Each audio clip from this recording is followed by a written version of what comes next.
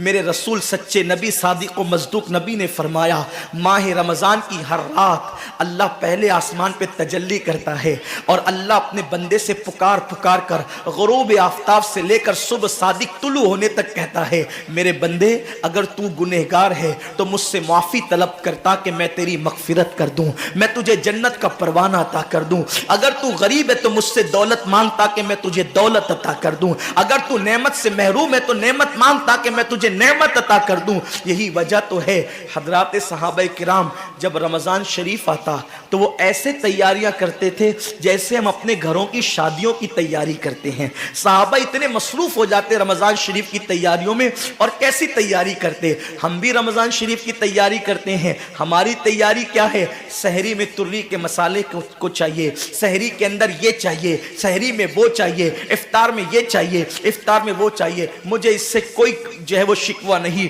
میرے آقا نے اس سے منع نہیں کیا۔ حضور فرماتے ہیں کہ رمضان شریف میں گھر والوں کا دسترخوان وسیع کر دیا کرو، گھر والوں پہ زیادہ خرچ کیا کرو، اس لیے کہ جو گھر والوں پہ رمضان شریف میں خرچ کرتا ہے اللہ اس کو اپنی راہ میں خرچ کرنے کا ثواب عطا کرتا ہے۔ اور فاروق اعظم فرماتے ہیں جو رمضان شریف میں کشادگی کرے گھر والوں پر اللہ اسے جہاد میں خرچ کرنے کا ثواب عطا کرتا ہے۔ مجھے اس سے کوئی شکوہ نہیں، لیکن صحابہ کی تیاری کیا ہوتی تھی؟ جب رمضان شریف آتا صحابہ اپنے بستر کو باندھ دیا کرتے تھے۔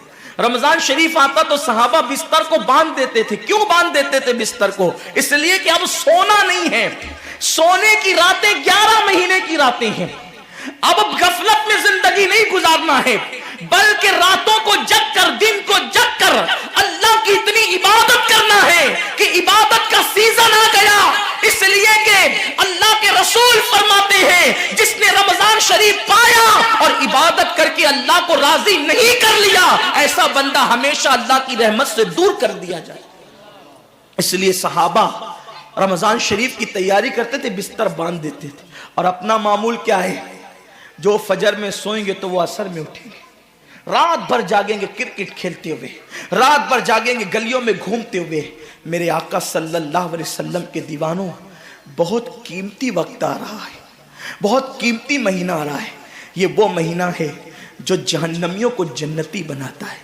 آقا کریم صلی اللہ علیہ وسلم فرماتے ہیں ہر افطار کے وقت اللہ 60,000 ایسے جہنمیوں کو جہنم سے آزاد کر کے جنتی بناتا ہے جن کا جہنمی ہونا واجب ہو گیا تھا۔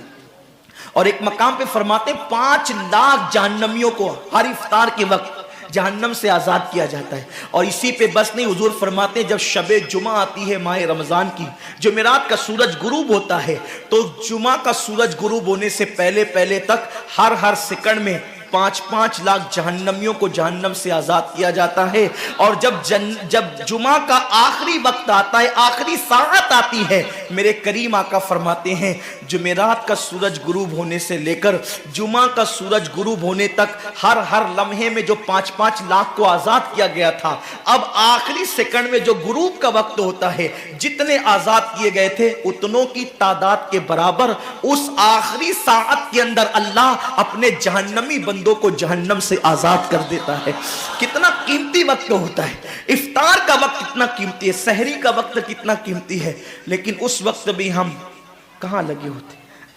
اب تو لوگوں نے ٹی وی چینلوں پر پروگرامات شروع کر دیے، دینی پروگرامات۔ مجھے دینی پروگرامات اگر ٹی وی پہ نشر ہوتے ہیں تو اس سے کوئی اختلاف نہیں ہے، لیکن آپ سے یہ عرض کرنا چاہتا ہوں کہ دین سیکھنے کا بھی کوئی وقت ہوتا ہے۔ اگر آپ سحری کے قیمتی لمحات میں ٹی وی کا منہ پکڑ کر بیٹھے ہیں تو آپ دعا کب کریں گے؟ افطار کے وقت آپ واٹس ایپ پر لگے ہیں تو اللہ سے مانگیں گے کب؟